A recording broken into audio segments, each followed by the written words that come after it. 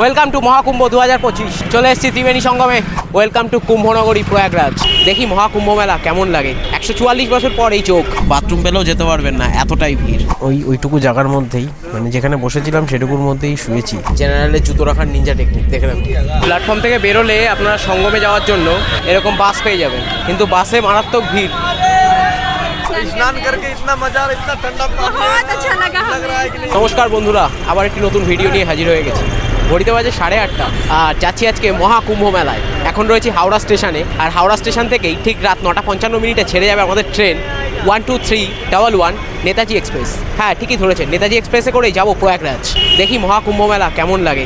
144 বছর পর এই চোখ, তাই মিস করতে পারলাম না। আর হট করে ঠিক করেছি, কোনো টিকিট কনফার্ম নেই। তৎকালে কালকে ঠিক করেছি, তাই তৎকালে টিকিট কেটেছি, তো টিকিট কনফার্ম হয়নি। লাস্ট তৎকাল 2 এসে 4 প্রিপেয়ার হয়ে গেছে।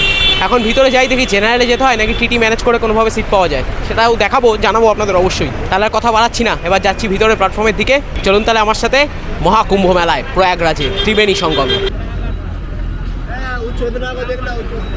আমি প্ল্যাটফর্মের ভেতরে গেছিলাম, ভেতরে গিয়ে একজন টিটির সাথে কথা বললাম। ট্রেন যদিও এখনও দেয়নি, অন্য এক ট্রেনের টিটি। তা আমি জিজ্ঞাসা করলাম যে আমার কাছে কোনো টিকিট নেই, তা কীভাবে যেতে পারি। তা বললো জেনারেল টিকিট কেটে উঠে পড়ুন, তারপর টিটি ম্যানেজ করতে হবে। 250 টাকা দিয়ে প্রয়াগরাজ জাংশনের এই টিকিট কেটে নিয়েছি প্ল্যাটফর্ম থেকে। এবার দেখি টিটি কত নেয়, কী বৃত্তান্ত, কীভাবে সিটটা পাই সেটা অবশ্যই আপনাদের বলবো। ট্রেন সম্বন্ধে কিছু তথ্য আপনাদের তার আগে দিয়ে দিই। এই 12311 যে নেতাজি এক্সপ্রেস, এটা হাওড়া থেকে কালকা পর্যন্ত চলে। সপ্তাহে প্রত্যেক দিন এই ট্রেনটা চলে। হাওড়া থেকে 9:55 ছাড়ে রাত্রিবেলায়। আর এই ট্রেনটা হাওড়া থেকে কালকা পর্যন্ত যেতে 1714 কিলোমিটার অতিক্রম করে। সময় নেয় 29 ঘন্টা 5 মিনিট। আর হল্ট দেয় 38টা স্টেশনে, এবং ইন্টারমিডিয়েট স্টেশন পড়ে 313টা। যদি আমি জার্নি করব প্রয়াগরাজ পর্যন্ত 816 কিলোমিটার, সময় লাগবে 12 ঘন্টা 40 মিনিট মতন। কালকে সকাল 10:35 পৌঁছাবে। আর প্রয়াগরাজ যেতে এই ট্রেন মোট 15টা হল্ট দেবে। মাঝখানে ইন্টারমিডিয়েট স্টেশন পড়বে 172টা। আর কথা বাড়াচ্ছি না, এবার বাদবাকি যা কথা হবে সব ট্রেনে বসে। আর সিটটা নিয়ে একটু চিন্তায় আছি, যাই হোক দেখা যাবে। মহাকুম্ভে যাচ্ছি, যদি একটু কষ্ট করে যেতে হয় তো যাবো, কিছু করার নেই। চলুন তাহলে। এখন রয়েছি 9 নম্বর প্ল্যাটফর্মে। এখানেই আসছে 12311 নেতাজি এক্সপ্রেস। সিট এখনও ঠিক হয়নি, সিটে গিয়ে বসি, তারপর দেখছি। থার্ড এসির B1, B2, B3 তিনটেতে টিটিইদের সিট আছে। এবার দেখা যাক কী হয়, সেটা আপনাদের ট্রেনে উঠে অবশ্যই জানাচ্ছি।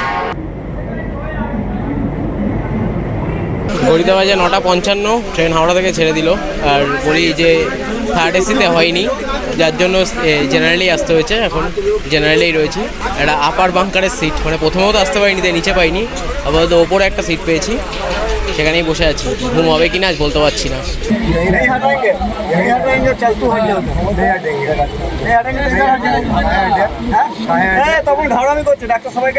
ট্রেনে ভিড়টা একবার দেখে নিন। জেনারেলে প্রচণ্ড ভিড় রয়েছে, কুম্ভ এফেক্ট, প্রচণ্ড ভিড়। আমার সিটটা যাই হোক এরকম ওপরে পেয়ে গেছি। চলুন তাহলে। ট্রেন এখন বর্ধমানের দিকে এগিয়ে চলেছে। বর্ধমান যেতে ট্রেন অতিক্রম করবে 94 কিলোমিটার। আর এটা বর্ধমান যাবে কট লাইন ধরে, মানে ডানকুনি হয়ে। থার্ড এসি থেকে ঘাট ধাক্কা খেয়ে অবশেষে জেনারেলে চলে এসেছি। কোন সিটটা পেয়েছি আপনাদের দেখালাম। এখন ট্রেন ছুটছে বর্ধমানের দিকে, আর আমাদের দিকে এগিয়ে আসছে 11447 জবলপুর হাওড়া শক্তিপুঞ্জ এক্সপ্রেস। আর ট্রেনে কিন্তু মারাত্মক ভিড় আছে, তাই আপনারা যদি জেনারেলে যান সেক্ষেত্রে আগে আসবেন। আমার মতন ওরকম ওই অন্য জায়গায় বসে থাকলে পরে এখানে সিট পেতেও কষ্ট হয়ে যাবে। আমি তো তবুও ওপরে একটা সিট পেয়েছি। যাই হোক, এখন কীভাবে যাই সেটাই দেখার।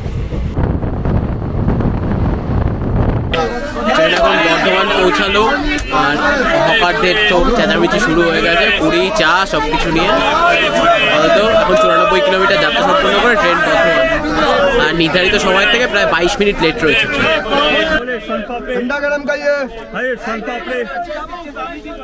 ট্রেন বর্ধমান ছেড়ে দিল। এবার ট্রেনের পরবর্তী গন্তব্য হচ্ছে দুর্গাপুর। আর দুর্গাপুর যেতে ট্রেন অতিক্রম করবে 63 কিলোমিটার। মাঝে পড়বে 9টা ইন্টারমিডিয়েট স্টেশন। আর বর্তমানে ট্রেন দাঁড়ায় হচ্ছে 5 মিনিটের জন্য, 5 মিনিট হল্ট দেয়। খাওয়া দাওয়ার কোনো অভাব হবে না, মোটামুটি পুরী থেকে চা, ডিম সব কিছু পেয়ে যাবেন। তাহলে চলুন দুর্গাপুরের দিকে এগিয়ে যাওয়া যাক। এবার ঘুমাবো কী করে বুঝতে পারছি না, কারণ একটা সিট আমার পাশে একজন ঘুমাচ্ছে অলরেডি, আমার আর ঘুমানোর জায়গা নেই। দেখা যাক কী হয়। ভিড় আস্তে আস্তে আরও বাড়ছে। এখন বর্ধমান ছাড়লো এই অবস্থা। বর্ধমান ছাড়ার পরে খাওয়া দাওয়াটা করে নিলাম। যাই হোক, এইটুকু জায়গার মধ্যেই খাবারটা বার করে রুটি, ঘুগনি, শশা দিয়ে ডিনারটা কমপ্লিট করে নিলাম। যতক্ষণ না ঘুমাতে পারছি ততক্ষণ ক্যামেরা বন্ধ হচ্ছে না, চলছে। 156 কিলোমিটার যাত্রা সম্পন্ন করে ট্রেন এখন পৌঁছালো দুর্গাপুর। ওইটুকু জায়গার মধ্যেই, মানে যেখানে বসেছিলাম সেটুকুর মধ্যেই শুয়েছি খুবই কষ্ট করে। যাই হোক, ঘুমানোর চেষ্টা করছি। আর দুর্গাপুরে এই ট্রেনের হল্ট হচ্ছে মাত্র 2 মিনিট। আর দুর্গাপুর ছাড়ার পরে এই ট্রেনের পরবর্তী হল্ট স্টেশন হচ্ছে আসানসোল। তাহলে চলুন এই জায়গাটুকুর মধ্যে একটু ঘুমানোর চেষ্টা করি। গুড নাইট, আবার দেখা হবে কালকে সকালে। আর যদি ঘুমাতে না পারি তাহলে তো আবার ক্যামেরা খুলে যাবে।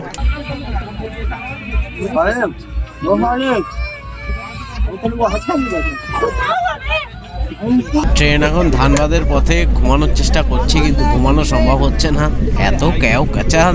তার সঙ্গে জায়গাটাও তো মানে হেভি সুন্দর, একদম ছোট্ট। দেখুন এর মধ্যে ঘুমানোর চেষ্টা, যদিও পারছি না ঘুমাতে, তাও ঘুমানোর বৃথা চেষ্টা চালিয়ে যাচ্ছি এখনো। ঘুম তো আর হচ্ছে না। আপনাদের একটা জিনিস দেখাই, জেনারেলে জুতো রাখার নিনজা টেকনিক দেখে রাখুন ভাই, পাখার ওপরে। হ্যাঁ, এটা হচ্ছে জুতো রাখার সব থেকে ভালো টেকনিক, কারণ নিচে জুতো রাখলে হারিয়ে যেতে পারে, তাই জন্য এটা মাথায় রাখতে। ঘড়িতে বাজে 3:50। ট্রেন এখন পৌঁছালো তার অষ্টম হল্ট কোডারমা জাংশনে। অলরেডি 380 কিলোমিটার যাত্রা আমরা অতিক্রম করে ফেলেছি। এটাই ট্রেনের অষ্টম halt Koderma junction. Train Koderma ছাড়লো, এবার ট্রেনের পরবর্তী গন্তব্য হচ্ছে গয়া। গয়া যেতে ট্রেন অতিক্রম করবে 76 কিলোমিটার। মাঝে ইন্টারমিডিয়েট স্টেশন পড়বে 13টা।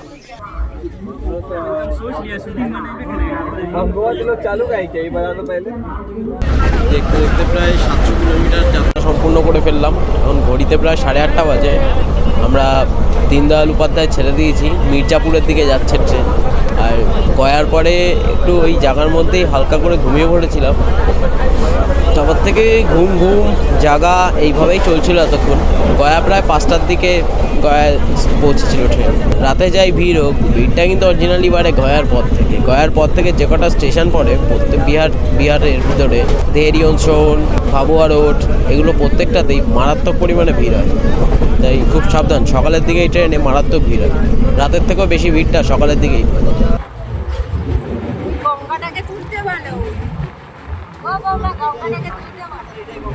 ঘড়িতে বাজে 10:08। ট্রেন অলরেডি প্রয়াগরাজ ঢুকছে, মানে একদম প্রয়াগরাজের সামনে চলে এসেছে। আর 10 কিলোমিটার দূরে প্রয়াগরাজ জাংশন। নির্দিষ্ট সময়ের থেকে যথেষ্ট আগেই আছে ট্রেন। দেখা যাক ঢোকায় কখন। 10:35 হচ্ছে ট্রেনের টাইম। এবার নির্দিষ্ট টাইমের থেকে দেখি কত আগে বা কত পরে কীভাবে ঢোকায়, সেটা আপনাদের অবশ্যই জানাবো। ঘড়িতে বাজে 10:55। নির্ধারিত সময়ের থেকে 20 মিনিট লেট করে 123:11 নেতাজি এক্সপ্রেস পৌঁছে গেল প্রয়াগরাজ জাংশনে। আর আমাদের ট্রেনটা নামিয়েছে প্রয়াগরাজ জাংশনের 1 নম্বর প্ল্যাটফর্মে। এবার এই 1 নম্বর প্ল্যাটফর্ম থেকে বাইরে যাব। বাইরে গিয়ে তারপর কীভাবে যাই ত্রিবেণী সঙ্গমের দিকে সেটা অবশ্যই আপনাদের দেখাবো। তাহলে চলুন আপাতত প্ল্যাটফর্মের বাইরে যাওয়া যাক।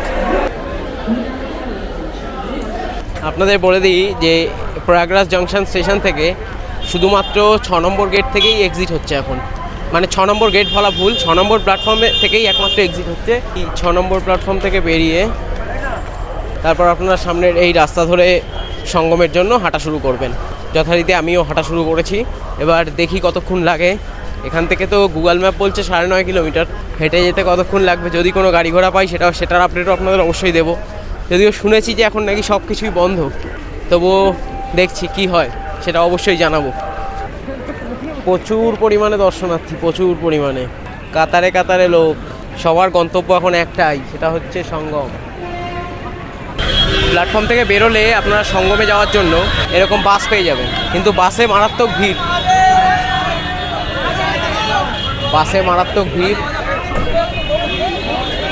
দেখুন ভিড়টা, দেখুন বাসে। বাস ছাড়া আর অন্য কিছু আছে নাকি সেটা দেখে আপনাদের জানাচ্ছি। আপাতত বাসের অপশানটা পেলাম, তাই বাসটা জানালাম। এবার দেখছি অন্য কিছু পেলে আপনাদের সেটাও জানাচ্ছি। স্টেশনের সামনে থেকে একটা টোটো পেয়ে গেছি। টোটো ভাড়া নেবে 40 টাকা। ওই টোটো থেকে নামার পরও 1.5-2 কিলোমিটার হেঁটে যেতে হবে। তাই আপনারা বাস বা অটো দুটো অপশানই পাবেন। এবার অটোটা ধরতে গেলে স্টেশন থেকে বেরিয়ে একটু সামনের দিকে এগিয়ে আসবেন, আর নাহলে মানে ওখানে টোটো দাঁড়াতে দেয় না, তাই জন্য এটা মাথায় রাখবেন। আপাতত এখন যাচ্ছি তাহলে সঙ্গমের দিকে। দেখি টোটো থেকে নেমেও কতটা হাঁটতে হয় সেটাও এক্স্যাক্ট আপনাদের জানাবো অবশ্যই। টোটো আপনাকে ঠিক এই পর্যন্ত নামাবে। জায়গাটার নাম হচ্ছে সিএমপি ডিগ্রি কলেজ। এইখানটায় নামাবে টোটো আপনাকে। এবার এখান থেকে আপনাকে হেঁটে যেতে হবে সঙ্গম পর্যন্ত। সঙ্গমের রাস্তাটাও আমি এখান থেকে দেখিয়ে দিচ্ছি। আবার পাশে ট্রেন লাইন আছে, ওই যে দেখুন ট্রেন যাচ্ছে।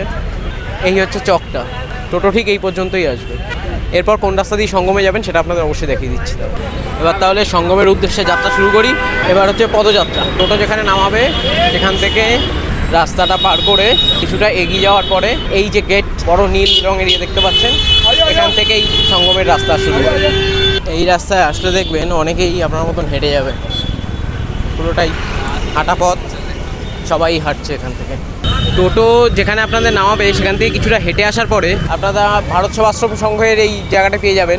এখানে আপনারা চাইলে থাকতে পারেন। সিঙ্গেলদের জন্য ডরমেটারি আছে, ডরমেটারি হচ্ছে 200 টাকা করে, ঢালাও বিছানা, সেখানে থাকতে হবে আর কি। আমি থাকলাম না, এগিয়ে যাচ্ছি। সিঙ্গেলদের কিন্তু পার্সোনাল রুম দেওয়া হয় না এখানে, ফ্যামিলি থাকলে রুম পাবেন, আদারওয়াইজ সিঙ্গেল হলে ডরমেটারি। চলে এসেছি মূল স্থলে, সঙ্গমের ঠিক পাশে।